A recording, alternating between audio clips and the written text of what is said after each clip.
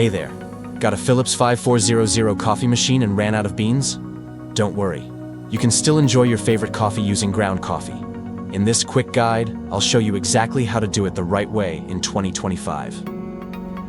Step 1. Make sure the machine is on. Turn on your Philips 5400 and let it complete its startup cycle. You'll need it fully operational before using ground coffee mode. Step 2.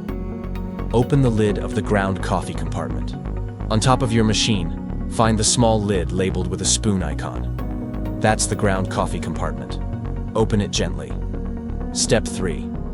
Add 1 scoop of ground coffee. Use the scoop that came with your machine. Add only 1 level scoop, never more. Adding too much can clog the brew unit. Step 4. Select the coffee recipe. Choose your desired drink on the display, like espresso or coffee.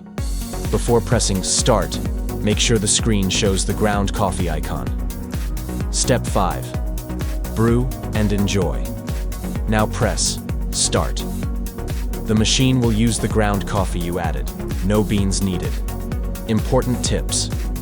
Don't add ground coffee while the machine is brewing.